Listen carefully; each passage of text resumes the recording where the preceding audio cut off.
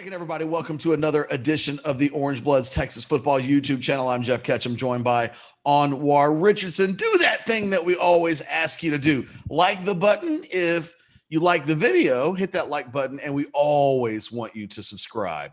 We won't beat the drum too hard today. Just know that while we're talking, in our brains, we're thinking, subscribe, subscribe. Subscribe. Today we're talking recruiting. The Longhorns with their final official visit weekend of the month. Really one of the last of the summer. There's a weekend in July where they can also bring in visits, but we're getting ready to hit a dead period, which means after Anwar, this flood, and I mean flood of visits beginning in June all the way through this month. We're getting ready to come to the conclusion of Jason Sukumel's worst nightmare, which is just nonstop kids to call all the time. It's a big list of guys coming in this weekend. But for me, and I think the focus of this video, I think it really comes down to a couple of names on the list. You've got a huge offensive lineman, Cameron Williams, who, you know, Alex Dunlap loves the guy. We're talking about 6'6", 370 out of Duncanville, which is a school that the Longhorns have a curious recent history with. I've got him future casted to Oklahoma, but ever since Texas has gotten involved with Cameron Williams over the course of the last 6 weeks or so, the Longhorns have been making a run. And then in addition to him, you know, look, Jalen Gilbo comes in this weekend. You've got guys like Jere Bledsoe who are also coming in this weekend. But along with Cam Williams, it's hard for me not to look at Bryce Anderson, the defensive back out of Beaumont Westbrook, who is one of the nation's top players, ranked number 51 in the country by Rivals. He's a 6.0 four-star, which means he falls into that special category of mine. Of all of the names on the visit list, he's one of the – there are 6 names on where that I've decided – are the most important 6 names in the state as it relates to University of Texas recruiting. Bryce Anderson is one of those guys. He's scheduled to commit on July 4th. The Longhorns get the last word with him. Texas A&M has been making a real run with this kid in recent weeks. And it more than anything, the big boy and the really athletic fast guy, those 2 guys amongst the entire visit list are kind of where my eyes will be focused on all weekend long.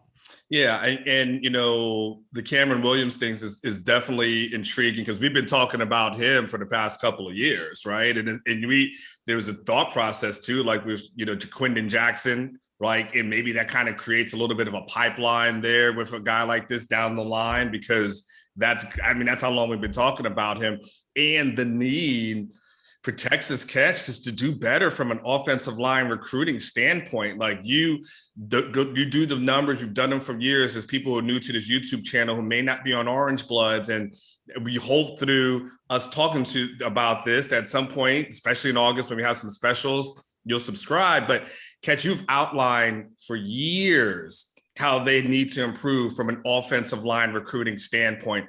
And sure, there have been some anomalies, right? The Connor Williams ends up being an anomaly of a guy that they end up, that ends up being an NFL draft pick. Last year, they had a guy who ends up being an NFL draft pick, but that's not what the norm is. And there's been a history from the offensive line perspective on missing out on the biggest offensive lineman in the state. That just has been the history for years. And so getting a guy like that on campus, having the opportunity to talk to him and try to sway him and kind of, get someone, because you just need them. And, they come from Alabama, Catch, where they had some hogs, right? We talk about the old school hogs, and these hogs are bigger than those hogs that we're talking about.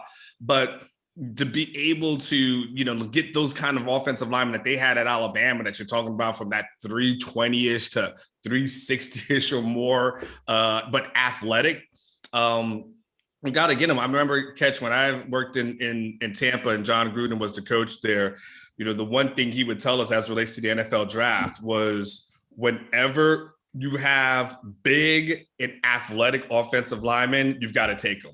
because it goes, there's just not that many athletic 300-pound men walking the face of the earth. And, you can find them at 6'1", 180, like they're everywhere. So a guy like Cameron Williams, I definitely believe, I'm with you on that. The Bryce Anderson, DB, obviously. I thought you were going to mention Jalen Gilblue by the chance. I'm surprised he didn't make it your top 6, Ketch. Well, he's already committed. Yeah. I think it's a story if he decommits. I know that he's visited TCU. I know that A&M is a school that has been playing footsie with him to a certain degree. I'm not completely worried about Jalen Gilbo at this point. That could change, but most of my attention is mainly focused on Texas holding serve and keeping the kids that have already said yes. I mean, Jalen Gilbo gets his own recruiting video from us if he decommits, but he's already committed. Anything less than him showing up and having a great time, that should be the expectation. Really, it's hard not to focus on the guys that are. And the thing is, look, there are two conversations to be had, I think, about Texas football recruiting. There is the offensive line recruiting, of which we think they want to take 5 offensive linemen in this class after, last year was a disaster. I mean, it just was. It was one of the all-time great historic offensive line classes in the history of the state of Texas. And the Longhorns really didn't get their fingers on any of them. They get Hayden Connor to commit. He was further down the list of standouts in that class. The very next year, this year, another historically good offensive line class comes together. So Texas wants to take 5. They're sitting at 11 commitments, and it looks like, okay, well, they still got a lot of work to do. They do, but mainly because the offensive line group that they want to take is so big, and they don't have any yet. So, we spent a lot of time talking about the biggest names on the offensive line want list. Cameron Williams is like a notch below the big 3 when we talk about Cam Dewberry, when we talk about Kelvin Banks.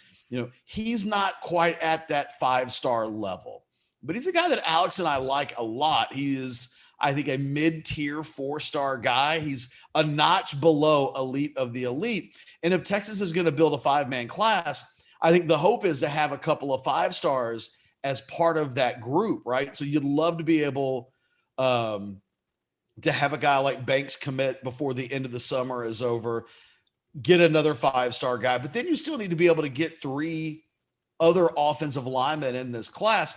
For me, Cameron Williams is the top guy amongst that second tier of guys that Texas wants to be able to build this entire offensive line class around. So to me, he's not critical in the way that a Kelvin Banks is, but he's not far away from that either. And the thing about Bryce Anderson that's really interesting to me is that if you assume that the Longhorns are going, and I'm going to be writing about this over the weekend, if you assume that the Longhorns are going to take 5 offensive linemen and you add the 5 to the 11 that they already have, suddenly Texas is down to 9 spots available before their head is up against the 25-man limit. And suddenly you're having to cram a bunch of names into 9. And a number of these guys, I think, have spots reserved, right? So there's 9 spots, but we know that Evan Stewart has a spot reserved. Mm-hmm. They're not going to allow themselves to get into a world where they take so many guys that at the end they can't take Evan Stewart. So Evan Stewart's gone. Now there's 8. And it's like, well, Denver Harris has a spot. Now there's 7.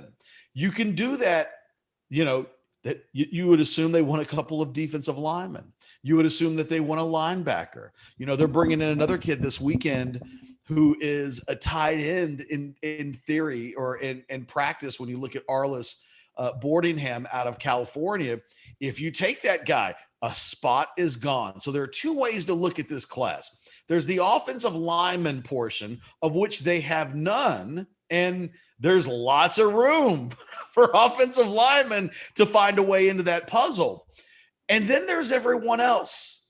And look, there's 9, but there's 9 if you don't take any transfers next year, because Texas, if I'm not mistaken, they've got 1 spot left. So there, in theory, could be the most minuscule amount of wiggle room possible. But Texas has to figure out, with that 9 spots or 10, how to fill up on the prospects in this class. And do they want to leave any room whatsoever for transfers next year? I have to believe they do. I have to believe that Steve Sarkisian wouldn't be so short-sighted that he just wouldn't leave any room available for an impact transfer or 2 to come in, because I think you've got to leave that space available every year. You never know now in this modern era of college football who's going to put themselves into the portal. And, I think Alabama will be, every one of these big time schools has got to leave space. So, but do they catch, because attrition usually happens, right? So do you feel like you can't bank on that? But it seems like every year guys are. But it's not about attrition. It's about the 25-man number. Oh. It will never be about the 85-man number, because I think it's going to be hard for Texas to get to 85 scholarships in the near future, because they're already below 80. They're sitting at like 80 right now. And it's not in a world. And look, maybe college football changes the rules. They could do that. The way that they have rules set up right now, it's the 25-man number that gets Texas up against the ceiling more so than the 85-man number. So there will be attrition, but it's just like Texas could lose 5 more guys before the end of the season for whatever reasons, hypothetically. But it wouldn't change their ability to bring in more players. And that's where Texas in a year from now would find themselves. If they take a full class, 25, they're up against it this year. So there's not a lot of numbers that they let's say 5 kids enroll early.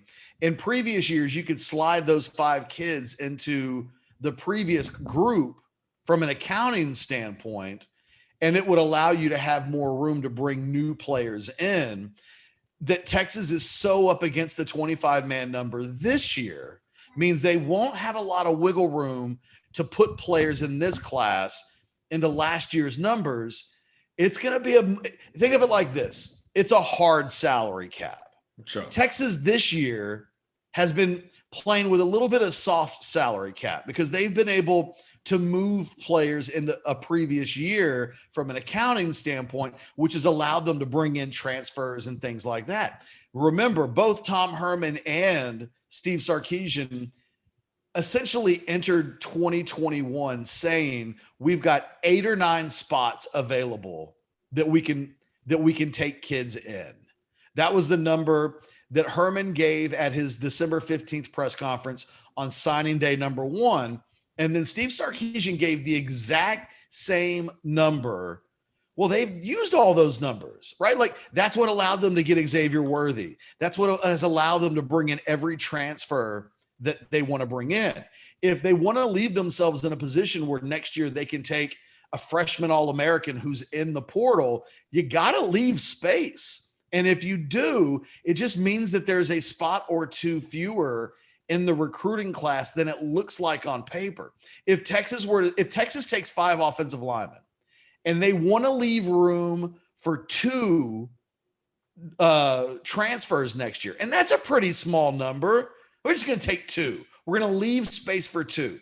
Well, based on the math that I have, that means there's only 7 or 8 spots left in this class for non-offensive linemen. And it really puts a premium on who they take from here on out. They can't willy-nilly take a defensive back that's not named Denver Harris or Bryce Anderson, or maybe even a Terrence Brooks. You take anybody outside of that 3, at some point you may put yourself into a position where you have to make a decision on these. And look, maybe those guys commit elsewhere and the decision gets made for you. But while they are coveting the elite of the elite, they have to save space for the elite of the elite. And the numbers just get a lot tighter. And that's why a guy like Bryce Anderson this weekend is so critical, because he's a guy that has a spot saved. And so he's a guy they need to get, because if you're looking at this class and wondering how it makes national top 10 or competes for a national top 5 type class, it cannot happen without guys like Bryce Anderson and really even Cameron Williams. But I would rank Bryce Anderson above. I don't know that Cameron Williams has a spot saved, but Bryce Anderson does. And being able to close on him this weekend and I think close out Texas A&M as a threat is really critical for this weekend to be a success. I say all of this, Anwar, because there's so many names coming in, and a lot of them are defensive linemen. I mean, my God, you've got Keith Miles, Kenneth Thompson, Jamon Tapp, Jere Bledsoe, Aaron Bryant, Justin Finkley. These are all defensive linemen coming in. And if you're Texas, you've got a couple of spots, maybe 3 spots saved for the defensive line right now.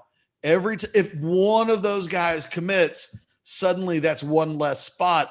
We have officially entered the musical chairs portion of the recruiting process. And I don't think Texas fans completely understand how tight the numbers are about to get. So what do you think is the realistic outcome from a commitment standpoint after this weekend? Because I think Texas fans would tell you, like, hey, you want someone to go on campus, love it, had a fantastic time, commit, on Sunday and call it a day. But as you were talking, I was looking up some of the commits. Texas has 11, but Bama has 8, OU has 9, A&M has 8. So there aren't like other programs that are stacking up the commitments, and Texas is some far behind and technically 2 ahead. I don't know how many of them signed a long snapper and a kicker. But that being said, what's the realistic expectation? Do you think coming out this weekend, there might be guys that commit, or do you think these guys are going to say that was great, loved being on campus, it was awesome, but I still want to see what happens this season?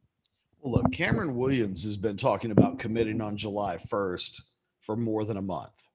So for Texas fans that have been wondering when the first offensive line puzzle piece falls into place, Cameron Williams is probably going to be a guy that is the first. I mean, we're not that far away. What is today? That's Thursday. Yeah. It's less than a week from today. Yeah. So he's scheduled. Look, he could change. I mean, he's talked about that being a date that he would make up his mind. I think what's really interesting as I go into the Alfred Hitchcock portion of the pot, like the sun came out and now my face is very spooky looking. Well, at least we can see you're kind of in the dark for most of it anyway. So we can see half of your face. It's kind of Alfred Hitchcock, kind of like Joker-ish. I might start doing this outside. Just sit by the pool and do this. And if you open that Amazon link, you can buy that O-ring for like $20 that I sent you. Yeah, but who wants to solve a problem for $20? Why do that? About the problem for free for like every day. But look, so Cameron Williams is scheduled to make a decision on July 1st. He could change that. Real quick about Cameron Williams. You look at his visit list, Oregon, Miami, Oklahoma, and Texas Tech. This really does figure to shape up to be a Texas-Oklahoma battle. If Tech or Oregon or Miami pull a surprise and land Cameron Williams, to me, it's a massive sign of a problem, because those are schools that Texas should be beating. So that's going to be a Texas OU battle. And in recent years, Oklahoma, I think, has a better history, certainly with big offensive linemen. That's kind of their specialty. Yeah. Like, give them a 370-pound offensive lineman and they'll figure it out. And it feels like Texas hasn't signed many of those guys. So this weekend is really big, but that figures to be a Texas OU battle. I don't know that any of these other guys are ready to commit. So it really allows you to come back to what do you do? What happens with Bryce Anderson and Cameron Williams? Because Bryce Anderson's scheduled to commit on July 4th. Now, again, we've seen a lot of 2022 players indicate that they want to make a summer decision. And now they're starting to show that, oh, maybe I'm going to wait a little longer. Denver Harris, one of Bryce Anderson's cohorts in this really big 6 class of prospects that I think Texas has to sign, he started indicating, yeah, I might wait a little bit longer. So it'll be interesting to see if Anderson and Williams stick to their plans. If you're Texas and Bryce Anderson doesn't announce on July 4th, that's an awful sign for me, because this is a guy that I crystal balled or future forecasted to Texas almost 2 months ago. I mean, I think mentally the Texas coaches have been thinking of him as a future Longhorn, but he's been to Alabama. He's been to Texas A&M, and Texas, I think, loses its pole position status. At some point, being in the pole position doesn't count if you don't win the race. Oh, well, what the hell good does it matter if a guy was a leader at one point, Texas, and then he doesn't sign with Texas? Yeah. So Bryce Anderson, of all of the players in this big 6 of players that I've created, that Texas really needs to, if they're going to have anywhere near a top 5 class, they've got to get at least 5 out of 6 of this 6 that I've kind of highlighted. And we're talking, of that 6, 2 of them are offensive linemen. You're talking about Devin Campbell. You're talking about Kelvin Banks or Cam Dewberry. 2 out of that 3 you need to get. You're talking about Evan Stewart, the wide receiver, right? So he's in the group. You're talking about Bryce Anderson. You're talking about Denver Harris. And then the third guy would probably be Brennan Thompson. So you've got to get all of those guys if Texas is going to end up with a recruiting class on the level of what I thought Sark would do in year 1. Of that group, Bryce Anderson is scheduled to make the first decision. So don't come out of this weekend wondering about Saturday or Sunday or Monday, like, where are the commitments? On paper, they're supposed to come in the next couple of days. And if by the end of next week, we're through the July 4th weekend and Texas has commitments from Cameron Williams and Bryce Anderson, nothing else will have to happen for this weekend to have been a major success. Yes. Now, what's the flip side? Give me the flip side of that. If you come out of next week, by July 4th and we're barbecuing and there is no Cameron Williams and there is no Bryce Anderson, that means what? Well, a Cameron Williams loss wouldn't be the biggest issue in the world for me. It means whatever 5-man class that Texas signs, I'll like a little less, because I think Cameron Williams has a chance to be in a world where this class goes the way Texas wants it to. He's the 3rd or 4th best offensive lineman in this class, right? So on paper, his talent can be replaced by a few other in-state options, out-of-state options. Bryce Anderson, losing him would be significant, and it would really make me wonder about the momentum Texas has with the rest of this big 6 that I'm talking about. They can't get Bryce Anderson. What does that mean with Denver Harris? Because of all this group that I'm talking about, Bryce Anderson, one of the guys visiting this weekend, he's supposed to be the guy that Texas is in the best shape with. So, yeah, he's the guy visiting this weekend more than anybody else that Texas needs to get. And if we get to the end of next weekend and Texas has a commitment if Texas gets a commitment from Williams but loses Anderson, I think that's a net loss.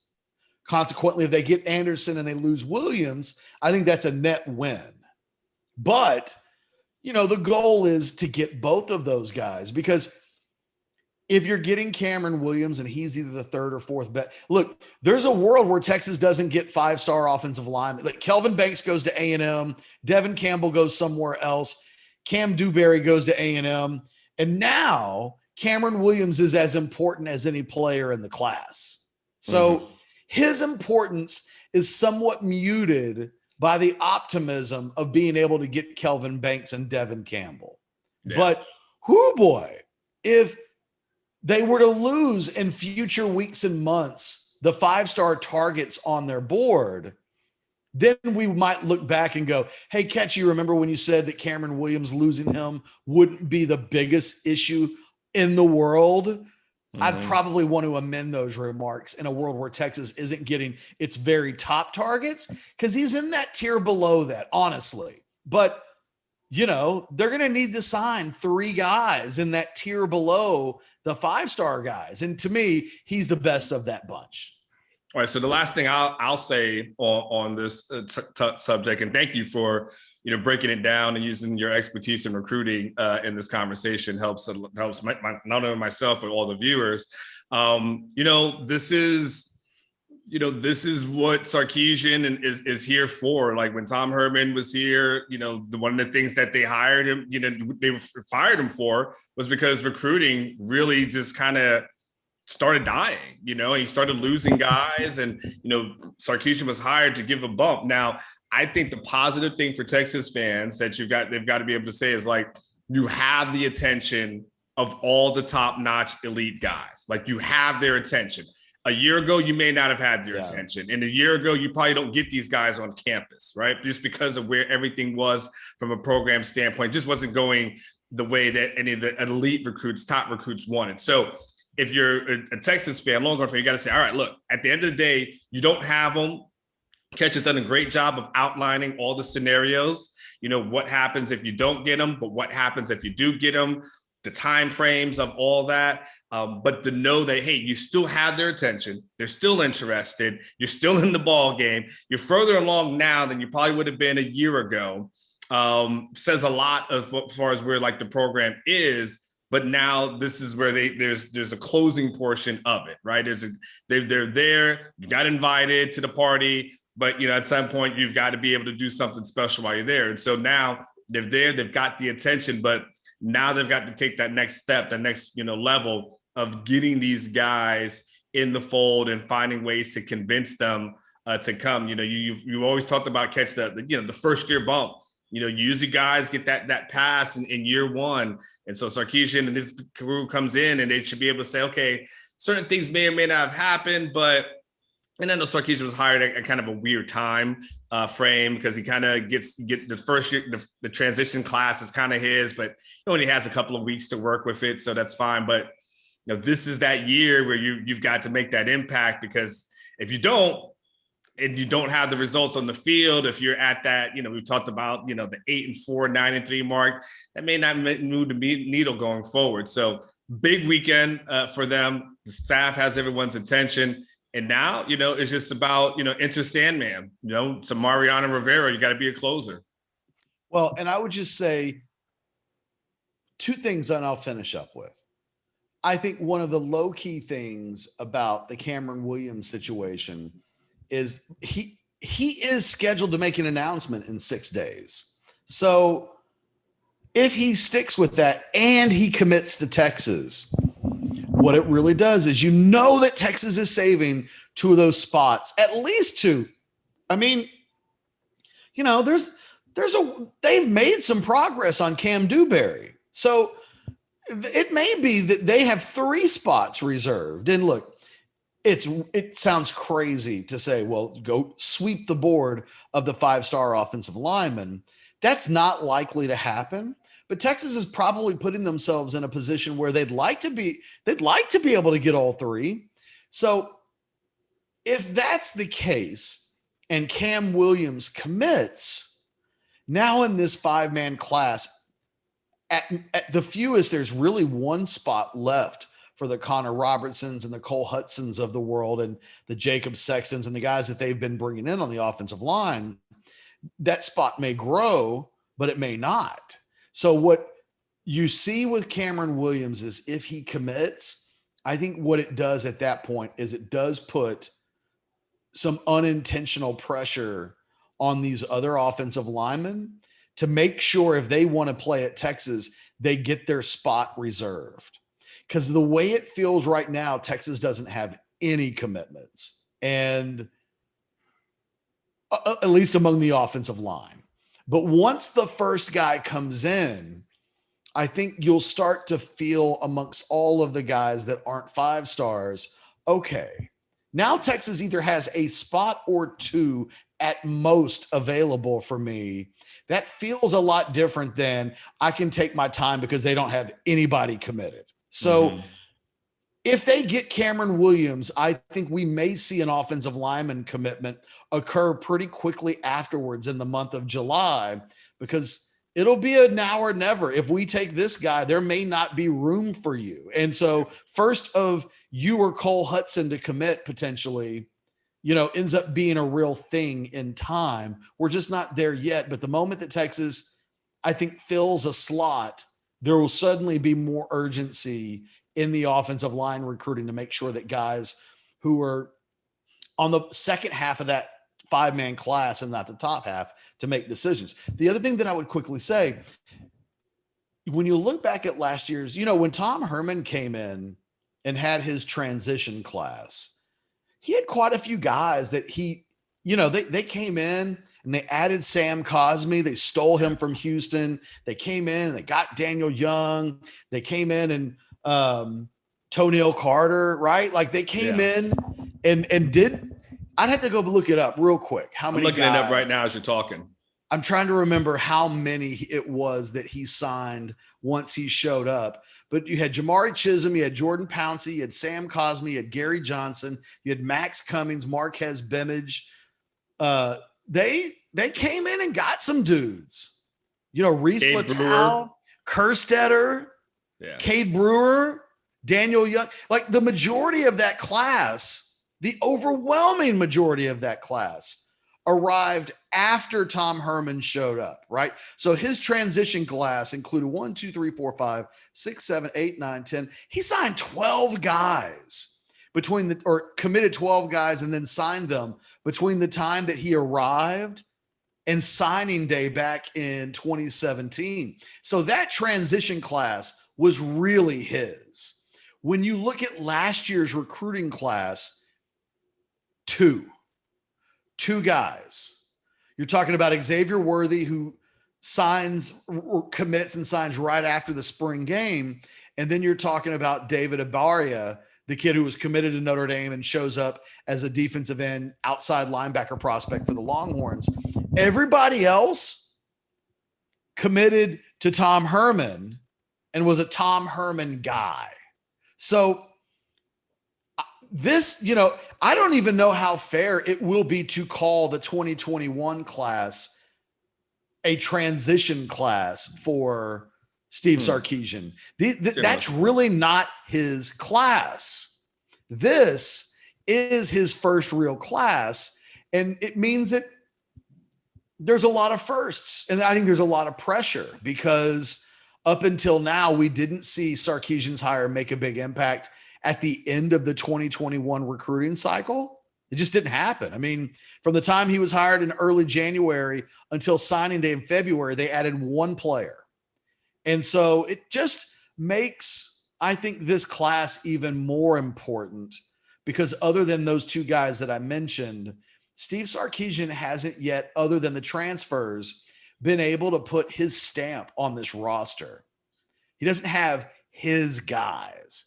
The freshmen that show up are his guys, but he wasn't the guy that recruited them and landed them. That was Tom Herman.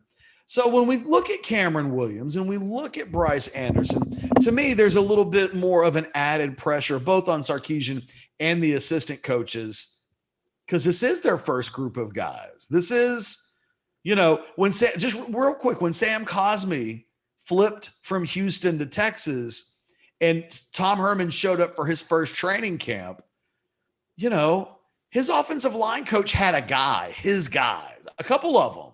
Yeah. It's not so much the case on this roster. So it just means that the players being recruited right now that will show up for Steve Sarkisian's second year, they'll really be the first class of Steve Sarkisian guys. He doesn't have the luxury of having that the way Tom Herman was able to do that in his first class, and in the way that Charlie was able to do that even in his first class. It just shaped up a little different, partly because, when Sarkisian showed up, Texas had 20 commitments. So he kept them all, but didn't have a lot of room to add. Whereas when Herman showed up in 2017, Charlie didn't leave him much. You saying the cake wasn't baked? That cake on the 2017 recruiting class was not baked. And to Herman's credit, he was able to come in, and Gary Johnson was a borderline 5-star guy. Yeah. Tanil Carter was a national top 100 prospect. They did some damage in that month that they had to put together stuff. Sark didn't quite have that.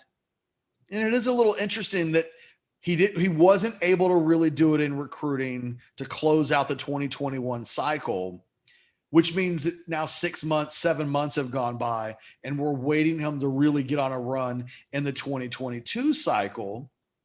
And, I don't mean to be negative, but we're still really waiting to see this big recruiting punch from this staff. And I think Bryce Anderson, more than anybody else, is the guy that Texas needs to emerge with in the next 7 to 8 days as a committed player that sends the signal, okay, this class is on its way to being really nationally relevant and not necessarily, if they don't get Bryce Anderson, I don't want to be that dog meme where the fire's going on and I'm saying everything is fine, but that would be a really devastating blow. Is way too much, but ominous rain cloud, not.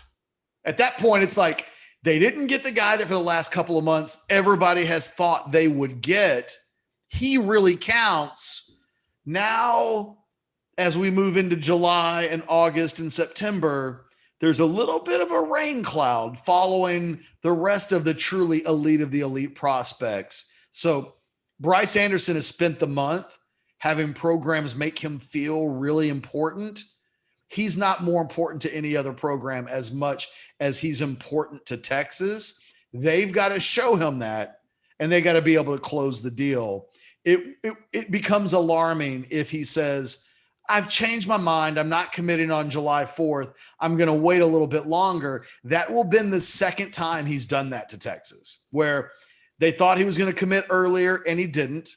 Now they've thought he was going to commit on July 4th. They got to get that done.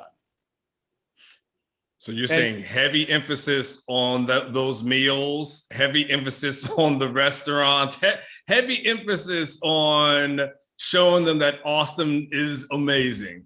Hey, get the Rolls Royce and bring it down to the field. Forget about subtlety. Do what Oklahoma did last week. Yes. Have that kid taking photos in front of what was it, a Bentley and a Rolls? Yes. Yeah. Yes. Bring the Bentley, bring the Rolls down. If he has, I don't know. Like, I'm about doing whatever it takes and living in the gray area. If you need to surround that kid with like a bunch of women, I don't do it. Like, Steve Sarkisian can't say that. I can.